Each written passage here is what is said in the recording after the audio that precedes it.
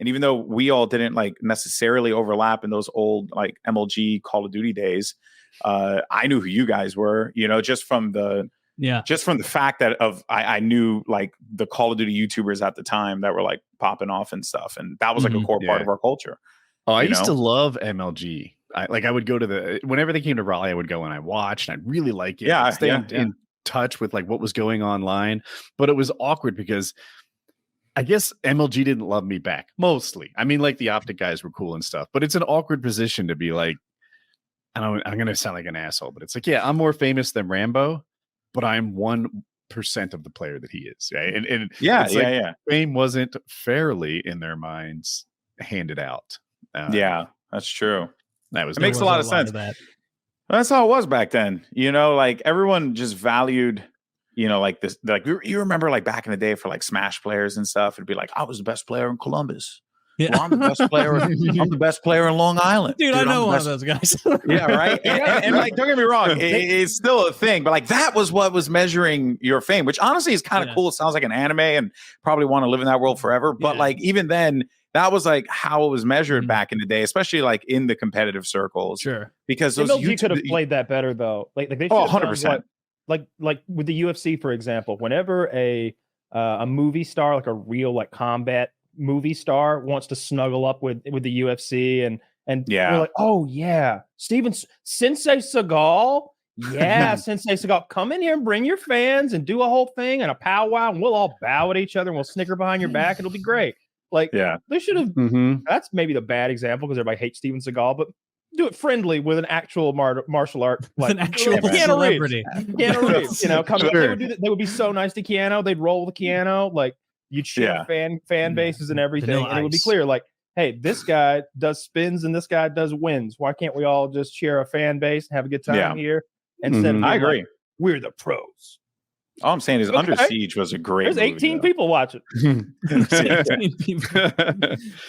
Yeah, no, you're not wrong. Like I think that back in the day, like a lot of the things that, because I don't know how much you guys are keeping up with like esports and like what's going on in that space, very little, but not anymore. Let's just put it like this. I think everyone just started to realize the thing that I had realized really early on, which was there's no money, and people need to start like figuring out like how to actually turn this into a business rather than like just say it's a business. Like we can go around. Money in esports because it seems like it's always been on the edge of becoming the next major league sport.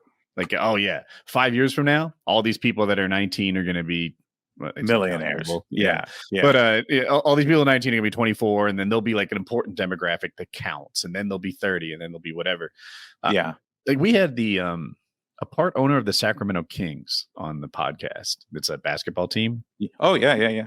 And that's owned by the Cronkies still, right? Is that the Cronkies? I'm not sure. I don't think he was the majority owner, but he was definitely a part owner of the Sacramento Kings, and he was also getting heavily into owning like video games, maybe the league or the teams. I forget what his thing was, but I remember he telling us like, you know, who are the big stars in this world? They're athletes or e-athletes that don't wear hats or helmets. That was like a big thing. It's why basketball stars are more recognizable than baseball or especially football. Because they wear a helmet and they just sort of can't get famous. Hockey as well. But he thought e-gamers could be like real big celebrities, especially against a young looking for the opposite of influential, like influenceable demographic. And it just seemed to make a lot of sense. But here we are later learning there's no money in esports. Impressionable. There it is. Yeah. I mean, so I think that like there are obviously like a lot of layers, right, to like what has transpired in esports, and I have a lot of theories and like things that I've observed, you know, having worked in the space for as long as I have, because I'm coming up on almost like 14 years now working as an on-camera talent in esports. A real pro, like this business in that industry. That's a century as like an oil man. Well, I mean, I feel like I'm in my first century. So I don't really follow it, probably because most of the games that I'm into aren't really played at that sort of competitive level. I would love to get into Mortal Kombat, but I'll never be able to play fighting games. Yeah. But whenever it comes in front of me, whenever I notice competitive gaming, I'll say, because I'm not great at separating MLG from maybe some other league or something like that.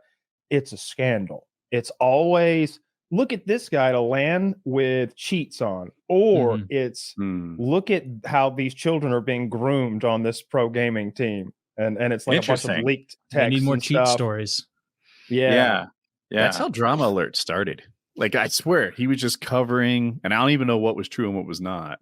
Yeah. But it was like Optic girlfriends and like hookups and on weekends and shit like that. He was always talking about like who texted who dated who, etc. That was TMZ. It seemed at the time like that was so shallow, but he grew it into whatever he's doing now with fucking celebrities boxing and around. Yeah, right. I don't know. Yeah. I never thought that was going to work. And I found the idea of covering Optic so-and-so's like love triangle with Faze Twista I hope that's not a real person.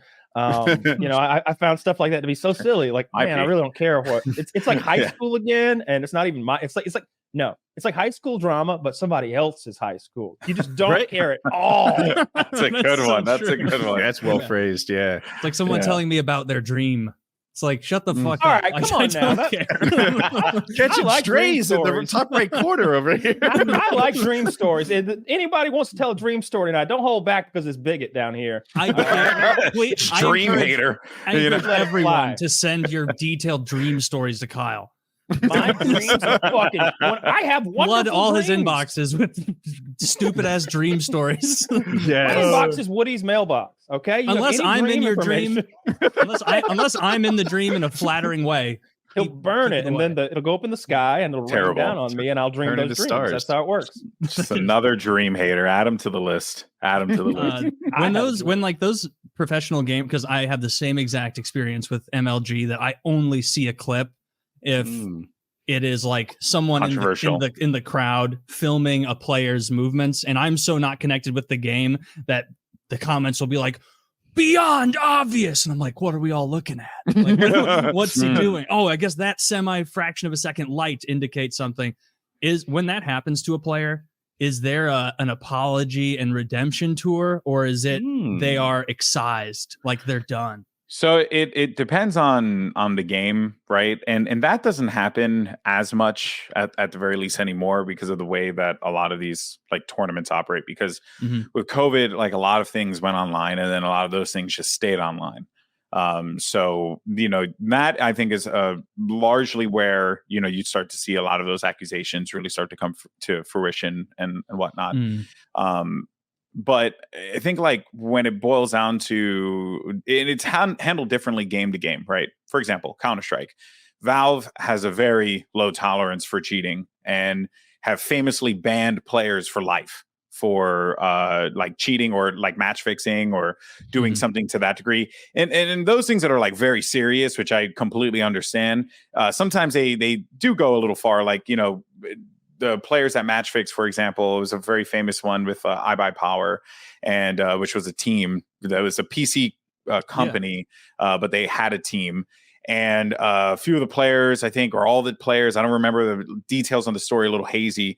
Maybe some of your viewers or listeners might know about it. But long story short, these guys had match fixed in a game, and then Valve corroborated it and then banned them essentially for life. And a few of those players ended up not being able to compete in Counter-Strike anymore, and then like moved over to like Valorant or something else because, they can't play this game anymore. Yeah. And in some cases it's like, all right, it's a little like, yeah, I get it, low tolerance for cheating, totally understandable. But then like, you start to look at the circumstances of the situation, right? And like what was really starting to develop, because the guys who had cheated were North American players. Now, cheating is never good, right? Like, it's just, especially in a sports environment, you never want to do that. But North American Counter-Strike was really struggling because a lot of Counter-Strike was popping off over in Europe. And, it's always been like that, but you started to see it peel away a bit more over the last few years, especially with COVID and all these leagues, right? Like they would open up in Europe first. So then that would kind of like just completely alienate any North American player. And as a result, those North American players moved over to games like Valorant. because it just was more open for them to participate in, and it was an even playing field, a lot of online competition and whatnot.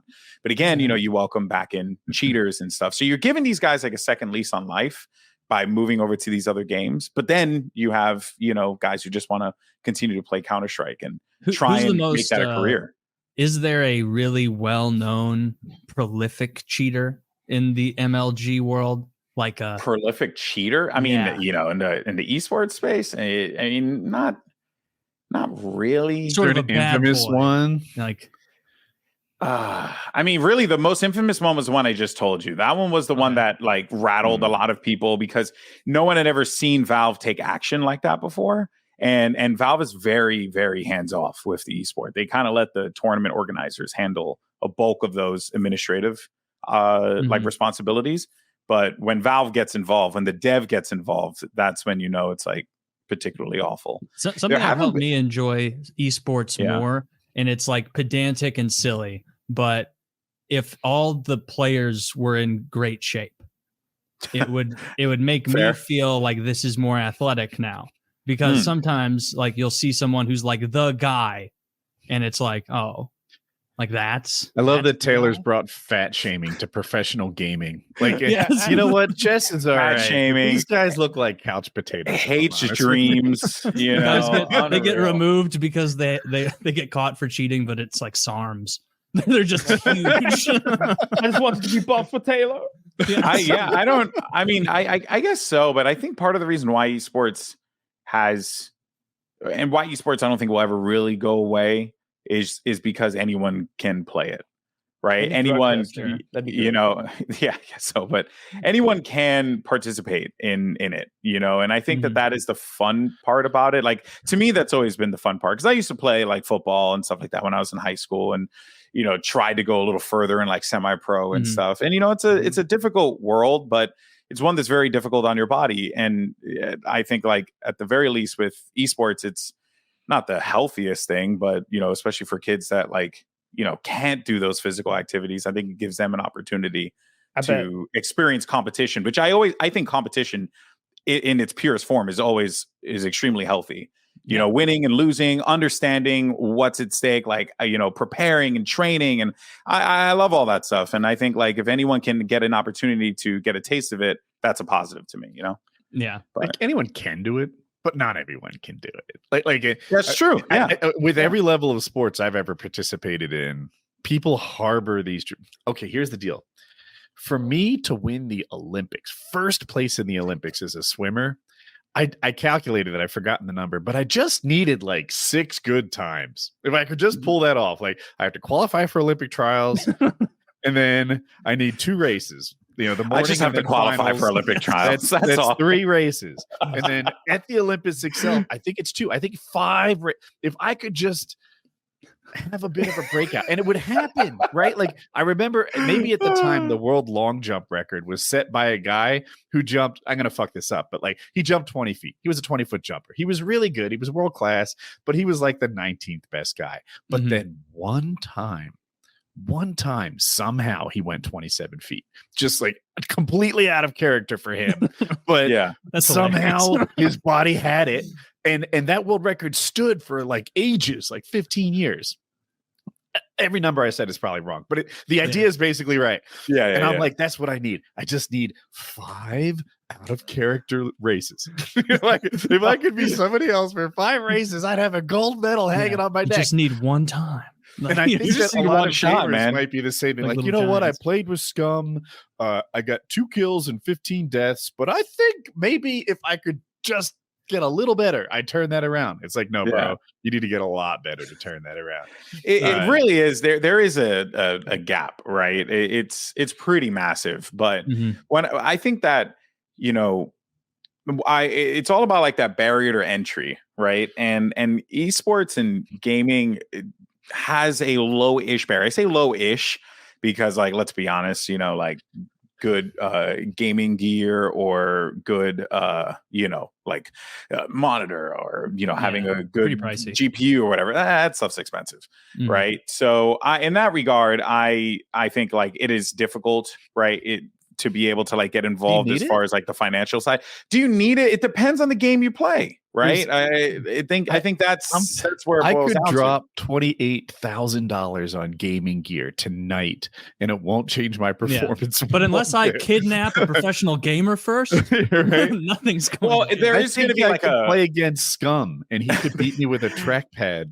Yeah, probably good. I think there is like a big difference between someone who has like gear that runs like Valorant at 120 FPS or even 60 FPS to 120. You know what I mean? Like that gap I think is present, which is why like games like League of Legends like do so well in China and Asia and Latin America, like Dota as well, because those games are less taxing on a computer. So as a result, is Valorant less taxing? Am I crazy? It is, but it's, you know, it's still got a lot going on. You know, I mean, you still have to have some modern gear. Like I think you at least have to have like a 20 series card to play Valorant. I could be wrong, but yeah, I mean, you know, and also like at the high levels, right? Like these players, they have FPSs that can go up to like 300, 400, depending on like how they, you know, there's some diminishing returns. There is diminishing returns. 140. I agree. I think after 240, you're kind of pushing it. You know, like 240 is really good.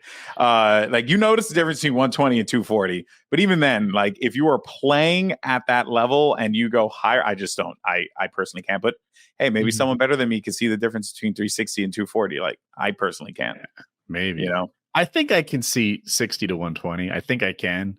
Most or can, better most yet, can. I think I can like 4 times out of 5. After 120, it's all wasted on. You could test it on your Xbox, I believe, because I think like or the Xbox you could do you could switch it to 120 FPS depending on the game. So you could see what the difference is because I'm playing Final Fantasy 16 right now, and the difference between 30 and the 60 performance mode is quite like, you know, profound. I've got the Series X and I've got a TV that's made to game on, so it'll do the frames, and it looks better than my gaming setup. I'm always blown away when I go in and see my girlfriend playing like Shadow of Mordor or what's the other one that looked really good? The new Tomb Raider. Candy Crush. Oh yeah, stuff like the new Tomb Raider. I was like, oh my god, like this looks incredible. Shadow of Mordor. Is she still just killing those goofy names? It's the new one. I think there's a new one. Oh, there's a new one. Okay. I think there's like a brand new.